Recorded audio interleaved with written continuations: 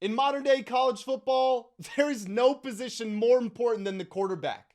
So looking around the ACC, which team has the best projected starter, and where do all of the projected starters stack up among their competition? What's going on, everybody? Welcome back to ACC Uprising. My name is Grant Mitchell, and we got a fun one cooking up in this video today. We are here to rank every single projected starter in the Atlantic Coast Conference.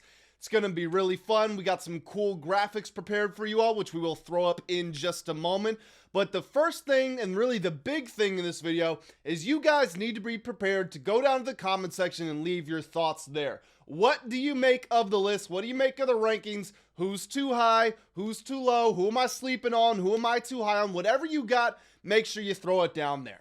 My apologies for the lack of videos over the last week or so. Some very unforeseen life circumstances happened, and you know what? We're all on this big green and blue planet together. We're just going about our lives, and sometimes we can't predict things that come our way, but we are going back full speed ahead, full throttle, daily uploads, multiple videos per day if the news permits and allows for it. And bottom line is, you guys don't have to worry about that anymore. We are going to be back right in front of you all. So if you want to be locked in for all of the upcoming content, make sure you hit that subscribe button, hit the like button as well on this video. That is the #1 way that you can support us here on the channel.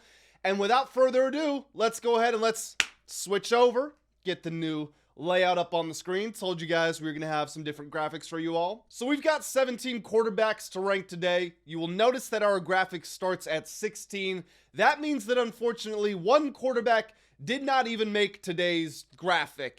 It's sad, it's terrible, but the way that the graphics worked, when we get to the top 10, we had to break it up into increments of 5, so you'll see a top 10 page, a top 5 page, and the way it shook out, we just didn't really have space for number 17, so I guess we should just rip the band-aid off and regrettably start with Davis Warren. You haven't even made the graphic today, sir. Now, all the best to you. Wishing you nothing but luck. But 7 touchdowns, 10 interceptions in his 3-year career at Michigan. Those numbers aren't bad because he was a great dual threat. No, he doesn't really run the football well either. So he's been very unimpressive every time that I've seen him. And I started this off by saying the name Luck, or the word Luck. How about Andrew Luck? Very smart dude. Not really following the thought process on this decision here. But hey, Davis Warren and Stanford, more power to you and good luck this season. Let's go ahead and let's get started with our number 16 ranked starting quarterback in the ACC heading into 2026. I've listed Mason McKenzie of Boston College. I don't know if he's starting. I don't know if it's Grayson Wilson. McKenzie had 4,300 yards, 31 touchdowns, and 17 interceptions at Division II, and I'm probably going to pronounce this wrong, but Saginaw Valley State. He also had 1,600 rushing yards and 18 touchdowns on the ground. I get it. Trinidad Chambliss came from a D2 school. Other guys have come from lower-ranked programs. Does not mean they're going to be a hit. And I don't have all that much confidence in Mr. McKenzie having a successful career if that's what who Boston College chooses to be their starter. And then the other option is Grayson Wilson, who is coming over from Arkansas. He was the number 26 quarterback in the class of 2025. No starting experience. Very little is known about his actual abilities on the college field. So we'll just wait and see. But they are the first pairing. I guess it's only Mason McKenzie that's in the graphic. But Boston College, whoever the quarterback is, they kick off our graphic with the number 16 quarterback in the ACC. At number 15, we're going to go with Billy Edwards Jr. of North Carolina, the University of North Carolina, really of Burke, Virginia, who will be suiting up for the Tar Heels. He played 3 years at Maryland. He got to start in 2024 when he had 2,881 yards for 15 touchdowns and 9 interceptions. Went 2-7 against P4 schools in his year as a starter. Did spend last year at Wisconsin. Now he's trying to make something shake in the ACC. Ultimately, I don't look at him as a game changer. In fact, maybe he's a game changer in a negative way. He certainly does not stack up well against the rest of the quarterbacks in the ACC. We know the type of coach that Bill Belichick is, and Petrino's coming in there, and maybe they're going to make something work. But if you're asking me how confident am I in that happening, I would say not very. Number 14, Ashton Daniels of Florida State. He has 24 touchdowns and 22 interceptions in his career, which right away, a near 1-to-1 touchdown interception ratio, is pretty awful.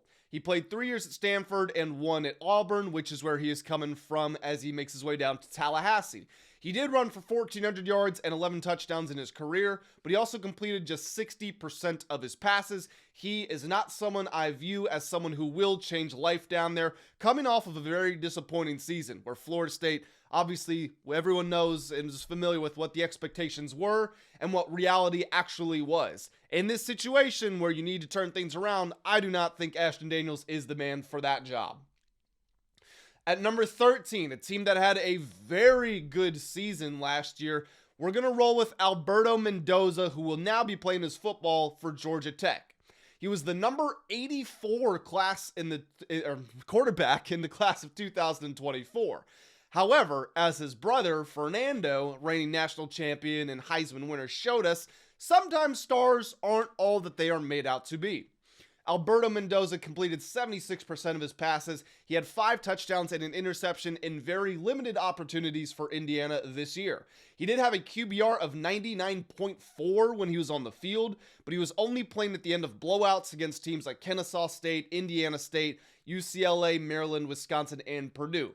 Now, you got to assume he's got something to him because of the family, because of how Fernando exceeded expectations, and because he did spend the last year getting the coaching that is very valuable at Indiana. He's got more experience under his belt, so you do have to imagine that he's got some substance to him, but at the same time, it's very different going to a P4 school and actually getting the starting job there and being handed expectations. Could he prove to be a good player? Yes, but we also have to keep in mind, just because his brother won a Heisman doesn't mean that he is going to be a solid starter. We're going to wait and see, but because we have very little evidence to judge off of and he wasn't very highly ranked beforehand, then we have to keep him where he is at number 13.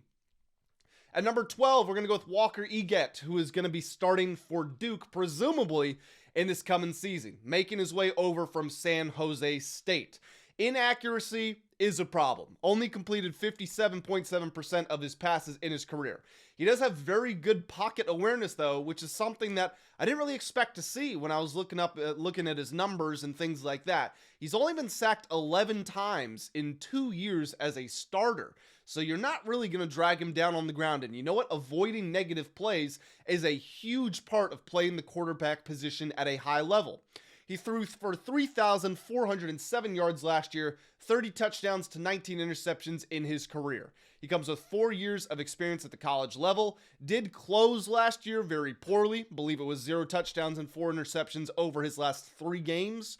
But he also had 473 yards and 3 touchdowns in his only game against an ACC opponent last season. Okay, that opponent was Stanford. They barely count as an ACC program, but nonetheless, Walker Eget comes in with the experience, with the fact that he will actually put air under the football and take his chances. He checks in at number 12. At number 11, we're going to take someone who transferred from one ACC school to another and kept it in the Carolinas. We're going to go with Gio Lopez of Wake Forest. Is it crazy to say he's going to get better coaching this year with Jake Dickert than he did at UNC with Bill Belichick last year? Belichick's always been a defensive guy, and the team didn't perform very well. And heck, he wore out his welcome in New England. People want to say, he wouldn't have been anything without Tom Brady. Obviously, I don't agree with that. But this is the Bill Belichick that made his special teams and defensive coordinators coach offense one year, completely stunted the development, I believe, of Mac Jones it was at the time. So is it crazy to say that a Wake Forest team that is coming off of a 9-4 season is going to be a better home for Gio Lopez? Maybe not as crazy as you might think initially. Now, last year didn't go very well for him personally. He had 1,700 yards, 10 touchdowns, 5 interceptions, only 133 rushing yards and 3 rushing touchdowns as well. He suffered an ankle injury against UCF, came back about a month later, and was all right. Didn't really go out and lose games, but definitely didn't win them either. He was solid in his 2 years at South Alabama, and I still like his potential in an offense that is more shaped to bring the best out of him. So that is going to do it for the lower ranked guys. We are now going to transition over into our top 10. And we're going to kick it off at number 10 with Mason Heintschel. So I'm certainly open to hearing that I have him ranked too low. I want to put that out there as a qualifier. I could easily be convinced that as the year, I could get to, 5-6 games into the season and look at this like, man, I really had a bad feeling about this. I've trusted people who tell me that they really like him. Obviously, he showed flash. He really injected life into that Pitt offense when he got in there. As a true freshman last year, he had 2,300 passing yards, 16 touchdowns, and 8 interceptions in only 10 games. He was terrific in an upset against Georgia Tech, going for 226 yards and 2 touchdowns. And considering what he did as a true freshman, you have to believe that he will only get better and better. And like I said, he could climb this list very quickly. So I have him at number 10 right now, but he is certainly one to watch for the future. At number 9, we're going to roll with Beau Pribula, who is going to be playing his football for the University of Virginia Cavaliers in this coming season. He is coming off of a dislocated ankle and torn ligaments. It was a very rare injury where he didn't actually fracture anything, but nonetheless, it was very painful and very damaging to him. He did a couple of years at Penn State, started for a year at Mizzou. He will be seasoned. He completed 67% of his passes last year, has 20 touchdowns to 10 interceptions for his career, plus 868 rushing yards and 16 rushing touchdowns. So when you add everything up, 36 total touchdowns to 10 interceptions, above a 3-to-1, above a 3.5-to-1, you will certainly take that. He's a solid dual threat quarterback who has played in some hostile environments. He's been with big programs at Penn State and then playing against, well, I shouldn't say Mizzou is a small program, but not as big as some of the other SEC schools, but he was playing those big SEC schools. So when you look around the conference, there's not going to be an environment or opponent or a brand that's something that he's not used to dealing with. He needed a team to take a chance on him because Mizzou didn't quite get to where they wanted to be, and when he did play while he was solid, he wasn't amazing. And then obviously he had the injury that knocked him out for the season. And then Virginia, on their side of things, they were after DJ Lagway. They were waiting for clarity on the Chandler Morris situation. And then ultimately they needed someone that was reputable enough to help them build on what they did last year, where they set a program record for wins and they got to the conference championship game. Is Beau Pribula the best player in college football? No, but is he, again, seasoned? Is he a reputable starter who has experience under his belt and can come in and do a good job and elevate his game? Yes, he is. The only problem I have with him is he does have a bit of a panic gene that can lead to some sacks and interceptions and untimely moments. But other than that, like I said, the ceiling can be pretty solid for him. As long as you get him to stay consistent, he can win football games. He can march you down the field. So Beau Pribula is at number 9. At number 8, it's Christopher Vizzina of Clemson. He was the number 6 ranked quarterback in the class of 2023. He sat behind Cade Klubnik, as we know, for the last couple of years. Completed 61% of his 105 career passing attempts, has 5 total touchdowns and 1 interception. He did get to play a lot against SMU last year. He had 317 yards and 4 touchdowns, so that is certainly something you will take, a positive sign for the future. Now, Clemson did lose that game, but Vizzina didn't get much help from his offense. The team ran 30 times for 35 yards. The time developing in a reputable program, and this last season didn't go as anyone would have expected. I get it. But Clemson is a reputable program with one of the best coaches in college football. You just have to imagine with that time there and with the little glimpse we saw against SMU, he can come out and do a solid job for Clemson in his first year as a starter. At number 7, and I know my Louisville fans will be excited to hear their guy up here, Lincoln Keinholz. He only threw 36 passes in his career, which was 2 years at Ohio State, got 3 total touchdowns out of it. He was the number 15 ranked class in 2023, and honestly, am I worried that he doesn't have starting experience? It would have been good for his development, but let's be honest, is there any shame in losing a quarterback battle to Will Howard when you're a freshman or Julian Sayin last year? No, of course not. That's not an indictment on him. So Jeff Brom is doing a fantastic job at Louisville, and I like Keinholz even more than I did Miller Moss. 3 of Louisville's 4 losses last year were by 3 or fewer points. Better quarterback play would have gotten them over the hump in those. They would have been playing in the ACC championship game, and they probably would have won it. Would they have made the college football playoff? Heck, it's on the board. If that would be 12-1 with an ACC title game victory under their belt. Just the way that it shook out, I think that they would have beaten UVA if we're still to assume Miami is being held out of it.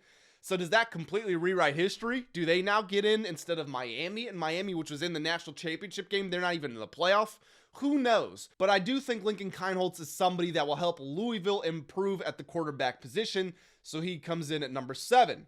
And before we get to the top 5, this is kind of where I think the tiers separate themselves a little bit. I think there are some lines in the sand, and I do feel as if that occurs between the 6 and the 7 slot as we get to the top 6. And obviously the guys at the top of the list are at the top of the list for a reason. My top-ranked quarterback is better than my number 6, but I feel like this is a tier.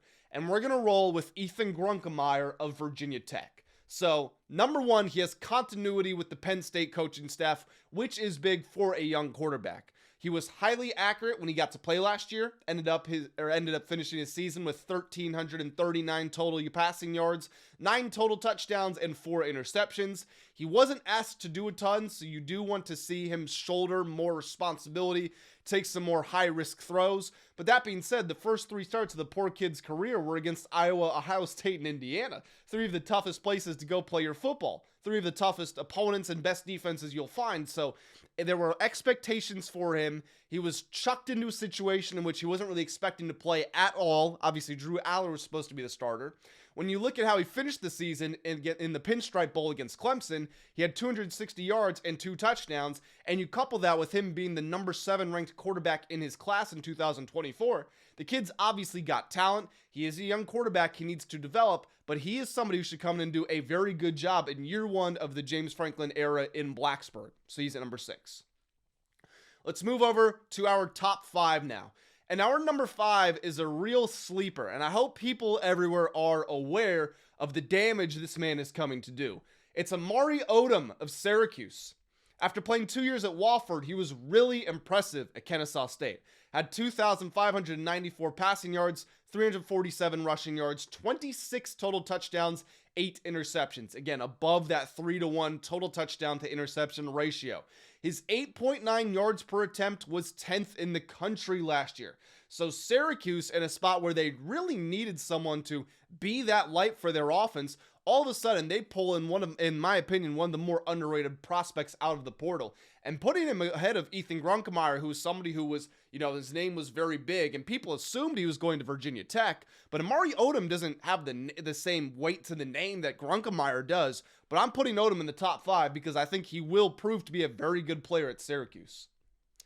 At number 4, it's CJ Bailey. And NC State fans might have been hoping that their guy was even higher, but I'm not going to say anything bad about him. I'm not going to cast any dispersions or anything like that. He is a very good football player. Had 3,105 yards last year, 31 total touchdowns, 9 interceptions, all as a sophomore. At 6'6", he clearly has the physical frame. You can see him do things with his body that, simply put, other players cannot do. He did come up small against Miami and Notre Dame, so he still needs to improve against the elite defenses, but at the same time, he was excellent against Georgia Tech. He is also still a young player, and he is a true playmaker with the talent to do things that other quarterbacks cannot. So he is rightfully in the top 4. At number 3, and I gotta make sure, got the pronunciation correct, it's gonna be Jaron-Keawe Sagapolutele of California. I really like this guy. In fact, it would not surprise me if he ended up winning ACC Player of the Year this season. Now, he's following a bit of the Nico Iamaleava trajectory, so we gotta take a moment to just take a grain of salt. Add a grain of salt to it, because Nico was this guy who was a freshman, big, tall dude, slinging that football over the field. You look at him like, he's probably going to be the best quarterback in the country as a sophomore, and then it just, capitulation everywhere. Ends up going to UCLA, and that dream is over. I like Jaron, okay? I want to make that very clear. Again, I think he could win ACC Player of the Year this season. 3,454 yards, 22 total touchdowns, 9 interceptions at Cal last year. He was disappointing against UVA, but he had 323 yards and 2 touchdowns against Louisville, and 330 yards and 4 touchdowns against SMU. That was as a true freshman as well. You got to keep that in mind. He will get better. He's got a true rifle of an arm as a big lefty. He will make high-risk throws. He throws with great leverage on the football, clean up the processing just a little bit, and this is an excellent football player that you are looking at. Number 2 is Kevin Jennings.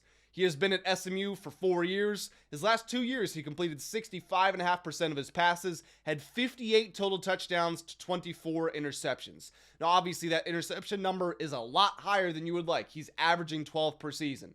But he did throw for 3,200 plus yards each of the last 2 years. He's a dual threat guy, although interestingly, he didn't really run all that much last year. Certainly wasn't as productive. Averaged less than 1 yard per carry, as a matter of fact. He led SMU to beat Miami 26-20 in overtime, had 365 yards and 2 total touchdowns in that game. He makes a lot of ill-advised throws, certainly makes them more than you want him to, but that's because he believes in himself almost to a fault. He knows he has the talent, he knows that he can win games as an individual, and he's willing to take that risk more times than not. When he is flowing, he is a very difficult football player to stop. Having 4 years of experience under his belt, you are expecting this to be the best one yet.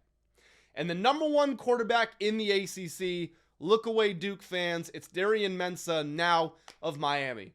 Last year, he was second in college football in passing yards with more than 3,900. In fact, he was 27 away from 4,000.